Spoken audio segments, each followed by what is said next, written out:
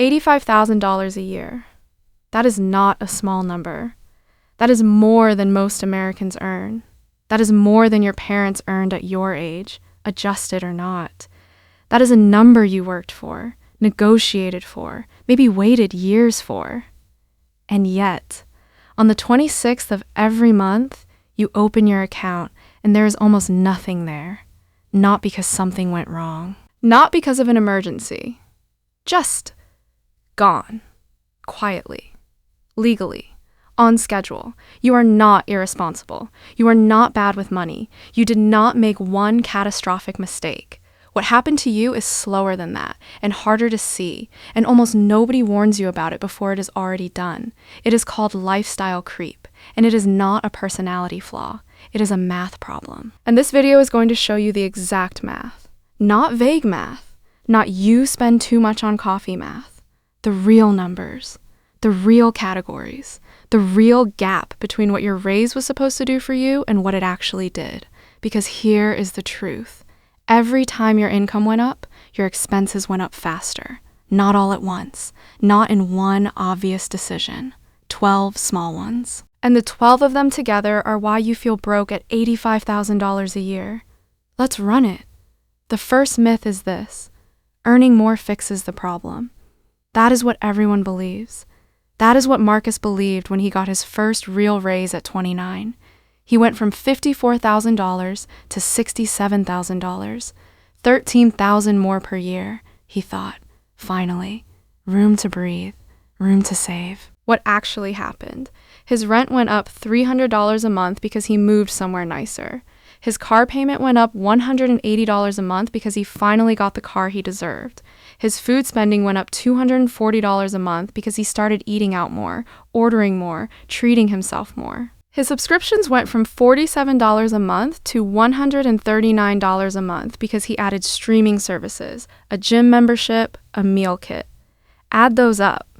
That is $8,628 in new annual expenses against $13,000 in new income.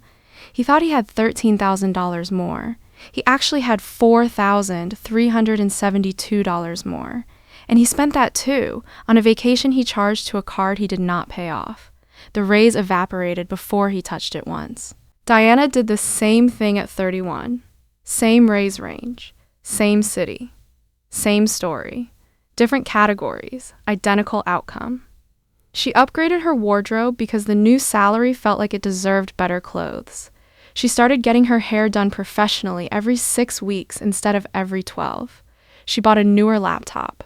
She upgraded her phone plan. She started tipping more, which is generous. But it is still spending. Her lifestyle inflated quietly, politely, reasonably across 11 different categories. And at the end of the year, she had saved $600 more than the year before. Not $13,000, $600. That is lifestyle creep. And both Marcus and Diana are you, if you have ever gotten a raise and wondered 2 months later where it went. Now you are at $85,000. Let's look at what that actually is in your hand, because gross income is a fiction. $85,000 gross in 2026, filing single, standard deduction. You are paying roughly $15,400 in federal income tax, add FICA, Social Security, and Medicare. That is another $6,502. Depending on your state, add state income tax. In a moderate tax state like Georgia or North Carolina, that is another $4,200 roughly. Total tax burden, approximately $26,100. Take home, approximately $58,900 per year, which is $4,908 per month. $4,908 a month. That is your real number. That is what hits your account. Everything else is on paper. Now let's build your actual expense profile, not based on what you think you spend, but on what the average American earning in your range actually spends, verified against 2026 consumer data. Rent or mortgage. If you are renting a one-bedroom in a mid-size American city in 2026, you are paying between $1,400 and $1,800 a month. Call it $1,600. That is 32.6% of your take-home. already above the recommended 30% threshold, and you have not bought groceries yet. Car payment. If you have a newer used vehicle, your payment is $480 to $520 a month. Call it $500. Add insurance. Average for your demographic is $165 a month in 2026. Add gas. $120 a month if you commute. Your car costs you $785 a month. That is another 16% of your take-home just to get around. Groceries, $320 a month for one person eating reasonably well but not extravagantly. More if you live in a high cost of living city. Health insurance employee contribution, $550 to $650 per month if your employer plan is average. Call it $600. But wait, this usually comes out pre-tax from your paycheck, so it is already gone before you see the $4,908. Many people forget to count it at all. Count it. Utilities, electric, internet, phone, $280 a month combined, average. Subscriptions, this is where it starts getting invisible.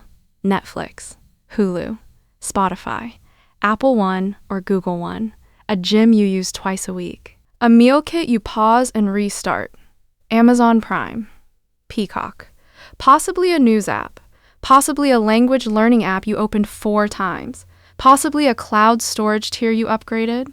The average American in 2026 spends $219 a month on subscriptions, and when surveyed, estimates they spend $86.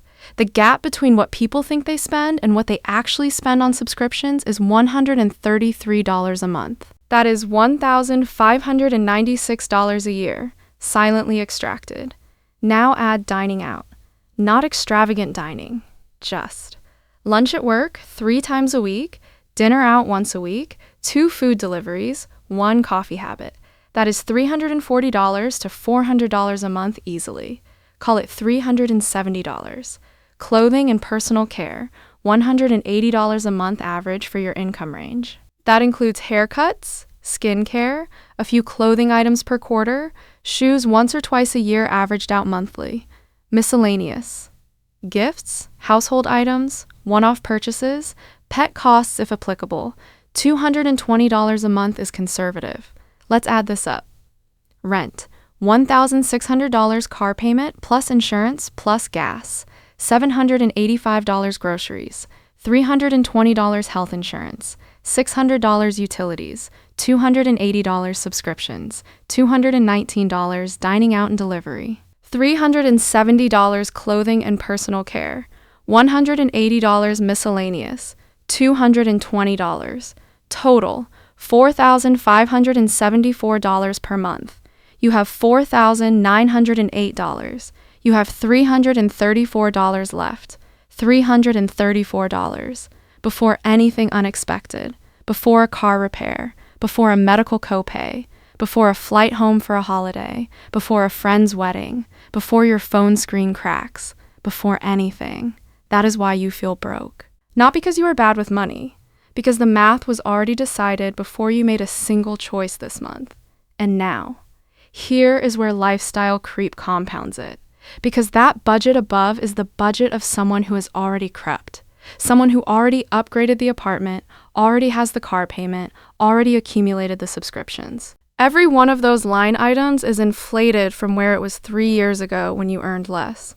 And the inflation happened gradually, invisibly, one reasonable decision at a time. The rent crept because you moved somewhere with a nicer kitchen. The car crept because the old one needed work and buying new felt smarter. The subscriptions crept because each one was only $9.99, and who notices $9.99? The dining crept because you work hard and you deserve to not cook every night. The personal care crept because you take care of yourself now. You are a professional. Every single creep had a reason. Every reason was legitimate. The math does not care about your reasons. Here is the number that matters. From age 27 to age 34, 7 years. Marcus's income went from $47,000 to $85,000. That is $38,000 more per year. In 7 years, his lifestyle spending increased by $34,400 per year. He captured $3,600 of the $38,000 he earned additionally. Not because he is irresponsible, because lifestyle creep captured 90.5% of his raise before he could, and he was not even living extravagantly. He did not have a boat. He did not take luxury vacations. He just lived normally, at a slightly higher normal every time he earned more. Now let's talk about what this costs in the long run, because the real damage from lifestyle creep is not the $334 you have left at the end of the month. The real damage is the wealth you did not build while you were building your lifestyle instead. If Marcus had captured just 20% of each raise, invested it instead of spending it, here is what the math looks like. From $47,000 to $85,000 over 7 years, his raises totaled $38,000 in additional annual income. 20% of that is $7,600 per year. If he had invested $7,600 per year from age 27 to age 34 into an index fund returning 10.5% annually, the S&P 500 historical average, he would have $76,400 at age 34, not in a savings account, in a compounding investment. And if he left it alone and added nothing more, just let it grow. At age 54, that $76,400 becomes $543,000. At age 62, it becomes $1.1 million. He did not need to earn more. He needed to capture more of what he already earned. That is the entire lesson of this video in one sentence. But let's go further, because knowing the problem is not the same as solving it. You are going to leave this video with a specific, actionable, one-page plan, not a vague spend less, save more plan. A real plan with real numbers that you can implement this week without a financial advisor, without a complicated app, and without changing your life dramatically. Step 1 is the subscription audit. Do it this week, not this month, this week. Go to your bank statement. Filter for recurring charges. Write down every single one. The average person earning $85,000 has between 9 and 14 active subscriptions. You are going to cancel everything you did not actively use in the last 30 days. Not the last month in theory, the last 30 days in practice. If you have not opened it, it goes. The typical result of this audit, verified across financial planning data, is a savings of $67 to $110 per month. Call it $85. That is $1,020 a year found in 20 minutes. Step 2 is the rent reality check. This one is harder emotionally, but the math is the starkest. Housing is the single largest lifestyle creep category for Americans earning $70,000 to $100,000. The standard is 30% of gross income maximum, but the smarter standard is 25% of take home. For you, 25% of $4,908 is $1,227. If you are paying $1,600, you are $373 over the SMART threshold every month. That is $4,476 a year. That is not a small number. Now, moving is a big decision and not always possible, but knowing this number matters because it tells you exactly where the largest leak is. If you cannot move, this becomes the number you offset aggressively in every other category. Step 3 is the car true cost calculation. Add up your car payment, your insurance, your gas, and your annual maintenance divided by 12. Most people earning $85,000 think their car costs them $500 a month. When they do the full calculation, the number is $750 to $900. That gap, $250 to $400 a month they were not counting, is $3,000 to $4,800 a year. The fix is not necessarily to sell your car tomorrow. The fix is to know the real number and to make your next car decision, whenever it comes, based on full cost, not monthly payment. Step 4 is the raise capture rule. From this point forward, every raise, every bonus, every additional income dollar, you split it before it touches your lifestyle. The formula: 50% to lifestyle, 50% to investment or debt payoff. Not 60-40, not 70-30, 50-50. The reason 50% to lifestyle is still included is because you are human and you should enjoy your income. But the other 50% goes automatically, the day after it hits your account, into a separate account you do not see in your daily banking. This one rule, applied to every income increase you ever receive from this point forward, is the single highest leverage financial decision available to you at any income level. Let's run the math on the raise capture rule for one real scenario. You are currently at $85,000. In 2 years, you get promoted to $97,000. That is $12,000 more per year. $1,000 more per month gross, roughly $700 more per month take-home after taxes. Under lifestyle creep, that $700 disappears into a slightly nicer apartment, slightly better food, a slightly newer phone. Under the raise capture rule, $350 goes to lifestyle improvement. $350 goes automatically to a Roth IRA or index fund. Over 5 years of that one raise, $350 a month invested at 10.5%. You accumulate $27,200. Over 20 years, it becomes $264,000 from one raise, one decision, repeated automatically every month. Step 5 is the visual budget reset. This is not a spreadsheet. This is a one-page piece of paper or one note on your phone that lists your real take-home, your fixed costs, and the number you have left before any discretionary spending. The point is not to track every dollar. The point is to know your real margin before you spend any discretionary dollar. When you know you have $334 left before fun money, you make different decisions than when you think you have $4,908 and are just spending what feels right. Most people who earn $85,000 and feel broke have never written down $334 in their life. They have spent $4,908 conceptually, as if all of it were available, and ended up with nothing. The visual budget reset forces the real number into your daily awareness. That alone shifts behavior without a single rule, restriction, or sacrifice. Now let's close with the real math of what changes if you apply these 5 steps starting this month. Subscription audit saves, $85/month raise capture rule on next raise. $350/month invested visual budget reset catches $150/month in unconsidered spending total new monthly investment, $585. $585 per month at 10.5% annual return over 15 years, $258,000. Over 25 years, $793,000. Almost $800,000 from a person who currently has $334 left at the end of every month, from a person who felt broke, from a person who was told the problem was their income. The problem was never your income. The problem was the gap between what you earned and what you captured. And that gap has a name. And now you know it's math. And math, unlike feelings, can be changed with a decision. Marcus is 34 today. He ran this math last Tuesday. He canceled 6 subscriptions.